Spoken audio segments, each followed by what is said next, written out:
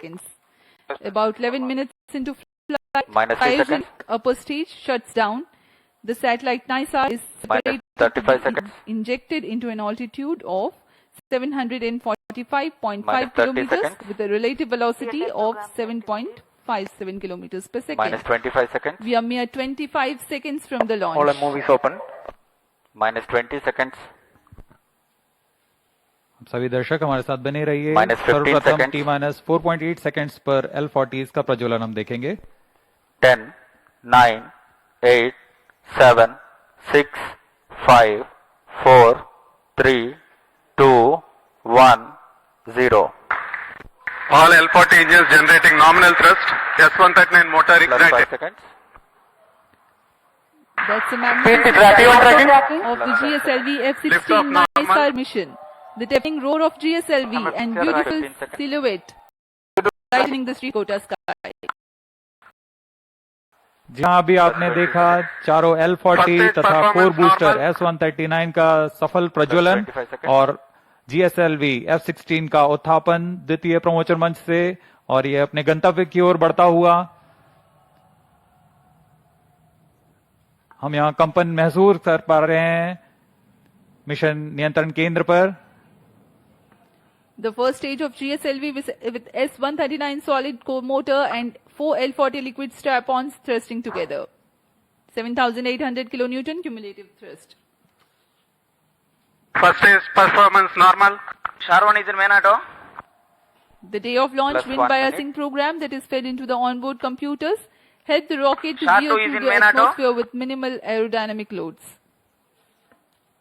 प्रथम चरण का कोर बूस्टर लगभग 100 सेकेंड्स तक प्रज्वलित रहेगा तथा L40 चरण 150 सेकेंड तक प्रज्वलित रहकर शांत हो जाएंगे। तत्पश्चात इसे यान से पृथक कर दिया जाएगा।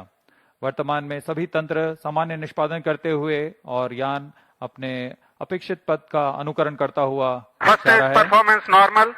Currently the rocket is in open loop guidance. Shar ground station is tracking.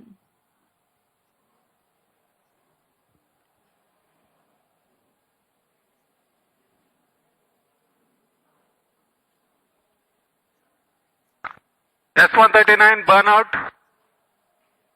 Core booster का प्रज्वलन समाप्त हो चुका है। Here Plus we have 2 an minutes. announcement from the Range Operations Director that the booster has stopped its operation. The 4 L40s are thrusting still. First stage performance normal. प्रथम चरण का कार्य निष्पादन पूरी तरह सामान्य। यान उद्दिष्ट दिशा की ओर अग्रसर होता हुआ वर्तमान में प्रथम चरण प्रज्वलित है। L40s प्रज्वलित हैं। इनका कुल कार्यकाल 150 सेकंड का होगा। L40 shut off. GS2 ignited. GS1 separated. 1S. IS 1/2 main separated. जी हाँ, अभी आपने सुना रेंज ऑपरेशन निदेशक ने इसकी पुष्टि की है। प्रथम चरण को सफलता से पृथक किया जा चुका है Payload तथा fairing separated. द्वितीय चरण का प्रज्वलन शुरू हो चुका है। Marking Closed loop the guidance milestone of initiated. the flight, the GS1 has undergone a hot separation and GS2 commenced its operation and thrusting nominally. The payload fairing has also been separated and closed loop guidance has been initiated. जी हाँ, इस दौरान Second stage performance यान normal. वातावरण से बाहर जा चुका है, इसलिए पेलोड फेयरिंग या ऊष्मा कवच की आवश्यकता नहीं रहती, इसलिए इसे यान से पृथक कर दिया जाता है। और अब यान क्लोज लूप गाइडेंस के अंतर्गत है और स्वतः ही अपना दिशा निर्धारण कर रहा है। Powered by the Vikas engine that uses the Earth storable propellant combination of UH-25 and N2O4, the second stage of GSLV develops 846 kilonewton thrust in vacuum. Burn time for this mission of GS2 is 140 seconds. Plus 4 minutes. दर्शकों का उत्साह देखते ही बनता है यहाँ पर। सभी Second उत्साहित stage इस प्रमोशन performance को लेकर। normal. द्वितीय चरण सामान्य निष्पादन करता हुआ अग्रसर है अपने उद्देश्य कक्षा की ओर।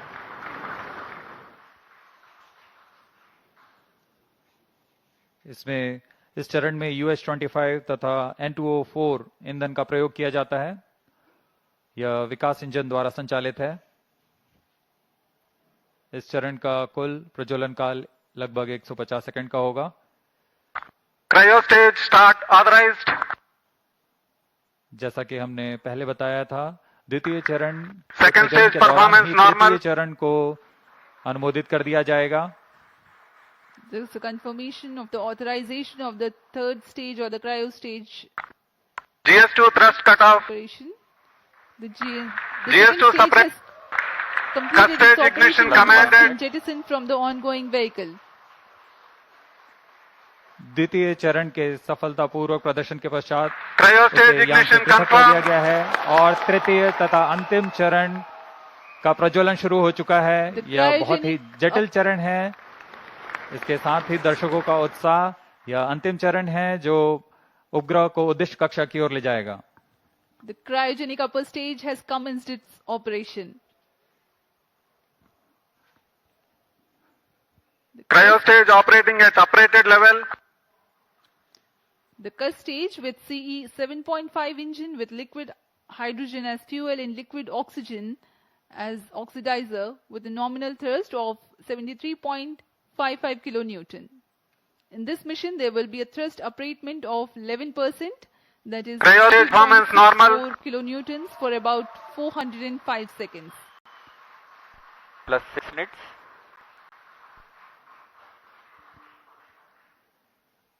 वर्तमान में तृतीय चरण क्रायो अपर स्टेज कार्यरत है। इस दौरान यह लगभग 75 किलो न्यूटन का प्रणोद उत्पन्न कर रहा है। यह चरण लगभग 850 सेकेंड्स तक जारी रहेगा।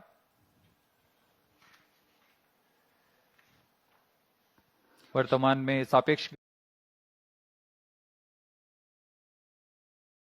गति 3.49 किलोमीटर प्रति सेकेंड 514 किलोमीटर की हो चुकी है।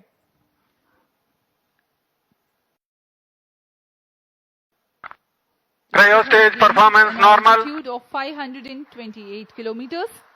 Shar and Trivandrum stations continue to extend tracking and telemetry support. When the cryo stage had commenced action, the instantaneous relative velocity was 3.5 kilometers per second. Plus While the 7 end minutes. of thrust upratement, it becomes 4.5 kilometers per second. For the next 400 seconds that follow, there is a significant addition in the relative velocity of up to 7.5 kilometers per second.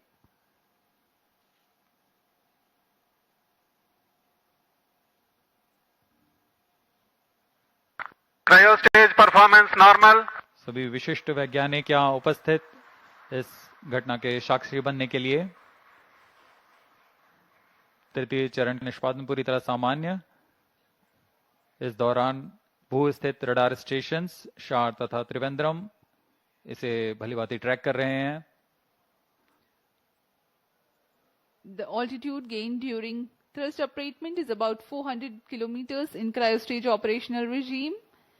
When the thrust upratement ends, there is a considerable increase in relative velocity at a marginal loss of altitude. Plus 8 minutes.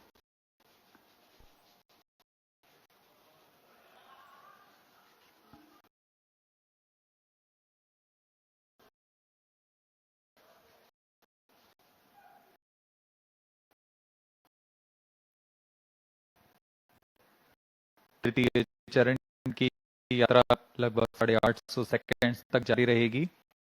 इस दौरान आपको उपग्रह के बारे में कुछ जानकारियां उपलब्ध करा सकते हैं। NASA ISRO synthetic Cryo aperture stage radar, performance normal. जिसे संक्षिप्त में NISAR कहते हैं, वैज्ञानिकों को प्राकृतिक खतरों और विनाशकारी घटनाओं जैसे भूकंप, ज्वालामुखी विस्फोट और भूस्खलन जैसी प्राकृतिक घटनाओं को बेहतर ढंग से समझने के लिए मदद करेगा।